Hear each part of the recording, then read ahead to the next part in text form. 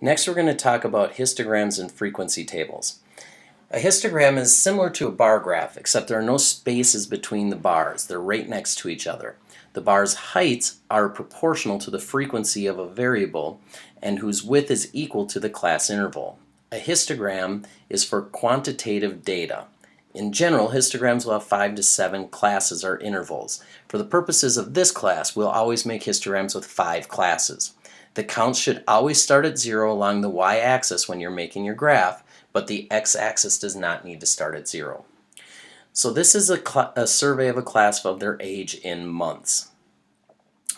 Notice that the data is kind of randomly put down there right now. That's not in order. And the first thing we're going to do is find the mean, median, mode, and range of this data.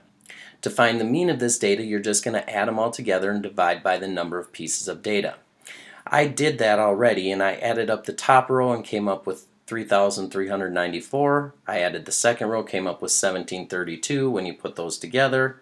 5,126 divided by 27, and that will give you an average of 189.85. So the mean is 189.85 months. In order to find the median, you have to list them in order first. So I went through and reordered all the data so it's in order from smallest to largest. Then I took the number of pieces of data, which is 27, divided by 2, and I get a 0.5 as my answer.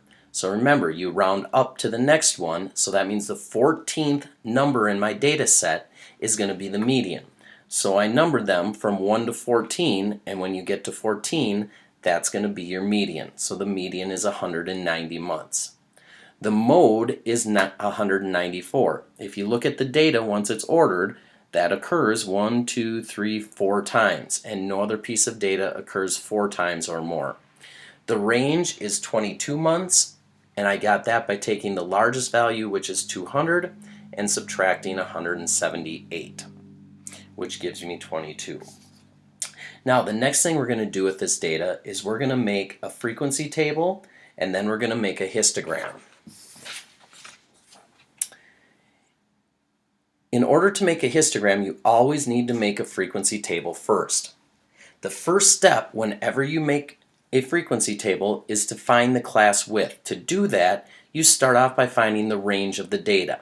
We already did that before. I just took the largest piece of data, which is 200, and subtracted the smallest, which is 178, and I get 22 for my range. When I look at the class width, to find that, I take the range and divide it by the number of classes. So the range was 22, and we're doing 5 classes. Again, for this class, I always want you to use 5 for the number of classes. So this will always be 5 on the bottom. When you do that division, it gets to be 4.4. Now, this part is a little bit tricky. I know we're used to rounding to the nearest whole number, but we always round up, no matter what. So 4.4 will round up to 5, and that means my class width is going to be 5.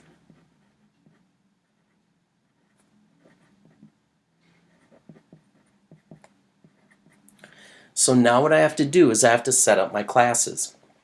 To set up your classes, you always start with the smallest number in your data set. And then your first interval, or your first class, should have 5 pieces of data in it. Now, that does not mean that you add 5 to 178. You want 5 pieces of data.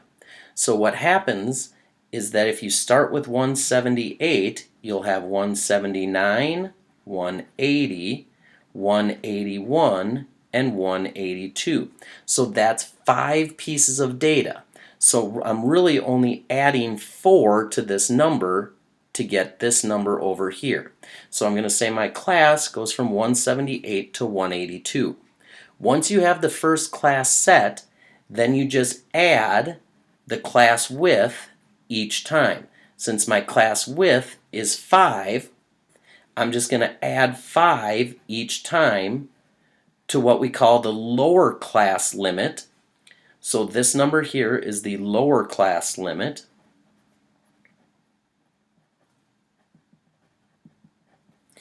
And then I do the same thing to my upper class limit. I just add 5 each time to get the next number. And that's the upper class limit.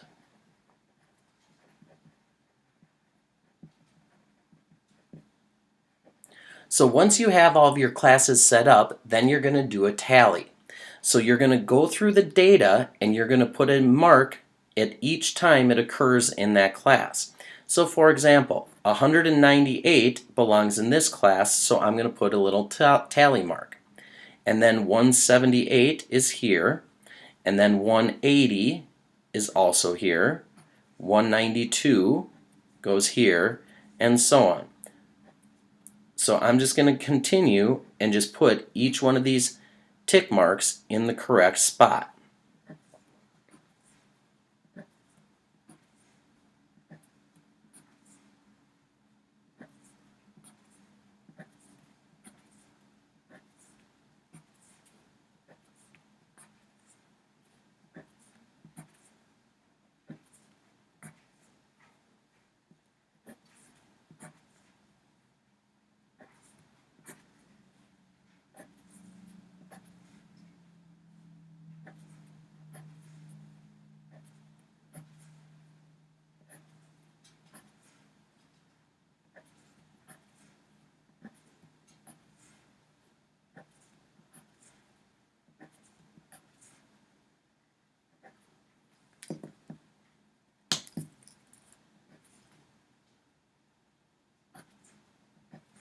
So now I have all my tick marks made, and then I'm just going to count the total. So in this one, there are 3 in this class, 8 in this one, 5, 7, and 4.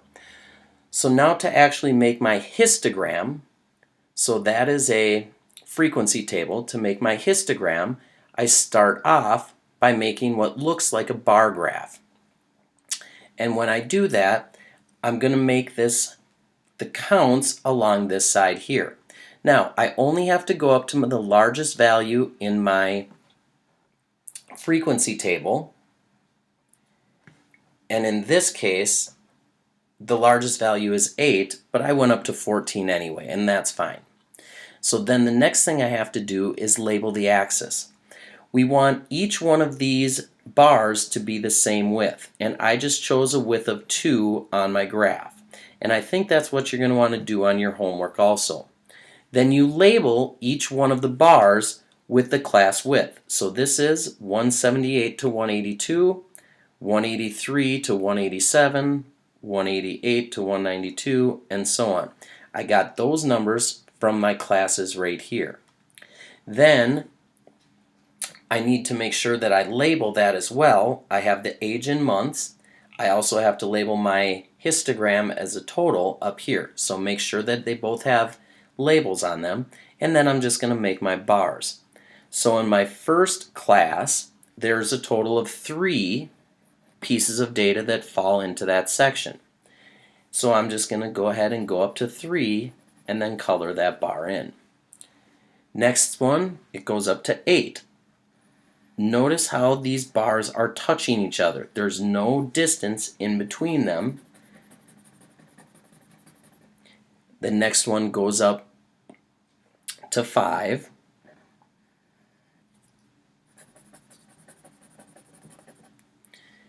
And then the next one goes up to 7.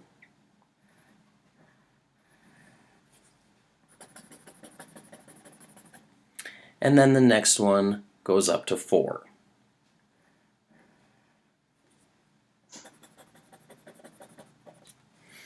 And that's what your histogram should look like. Now I'm going to just zoom in here a little bit so we can take a closer look at this one more time. So to make sure that we have it all labeled correctly, I have a title. My y-axis is labeled counts, and it will always be labeled counts for a histogram. Down here we have each one of my classes, and then we have that labeled with the age in months. So that means that there are 3 students that are between 178 months old and 182 months old. And you can go through and look at the graph for each one of those. So then the last thing we're going to look at today is something called a frequency table, which we already made a frequency table here, but now we're going to be given a frequency table and kind of analyze that data. So for this frequency table here, it's a frequency table of how much allowance students get. And we went with $25, $20, $15, $10, or $5. And then the number of teens that got that dollar amount as an allowance. So 8 teens got 25, 16 teens got 20, 15 got 10, 21 got 10, and 45 got 5. So using this frequency table, I want to find the mean, median, mode, and range. To find the mean, we have to add up the values of all of the data. Now, if I was going to write this out in a list, what I would end up doing is I would start with 5 and I would write 5 out, and I would have to write 5 out 45 times, so there would be 45 of those. Now, I'm not going to do that because that's a lot. Then I would start writing my tens, and you would have 10, 10, 10, and there would be 21 tens. And then the next one you're going to do is 15, 15, 15, and there would be 10 of those, and then you would get 20 and 20 and 20 and so on, and there would be 16 of those, and then you would get the 25s. And there would be 8 of those. So really when you find the mean, I want to add up all 45 fives. To do that, I'm just going to do 5 times 45, and that's 225. So there's going to be a total of $225 if I take all the 45 teens that each get $5. And I'm going to do the same here. Since there are 21 teens that get $10, that's a total of 210. So if I added up all the 10s, I would get 210. Add up the 15s, I would get 150. Add up the 20s, I would get 320. Add up the 25s, and I would get 200. So if I added up all of that money, the total of all of my data equals $1,105. Then to find the mean, I need to divide that by the pieces of data. In other words, how many teens were in this survey. In that case, there was 100. So the mean is just going to be 1,105 divided by 100, or 11.05.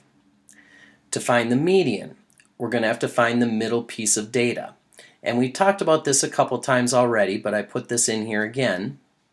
It says to divide the number of pieces of data by 2, and in this case the answer ends up being a whole number because there's 100 pieces of data divided by 2 equals 50.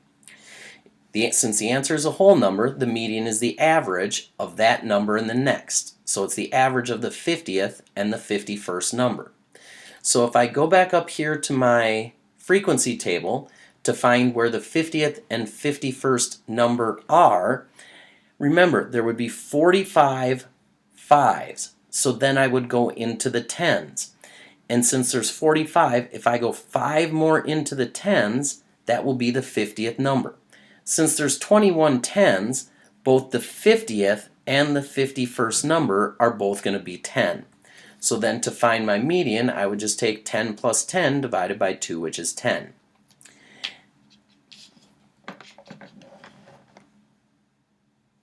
And then this is just saying if it ends up with a decimal or a 0.5, then you would just take and round up to the next value, and that would be the middle one there. The next thing we want to do is determine the mode. So which one of these occurs most frequently? Well, in this case, there's 45 teens that get $5, and that's the most teens that are in the survey. So that means my mode is going to be 5. And the last is the range. When I'm looking at the range, I'm looking at the range of the dollar values. So that would be 25 minus 5, so that means my range is 20. Okay, that's going to be the end of this lesson.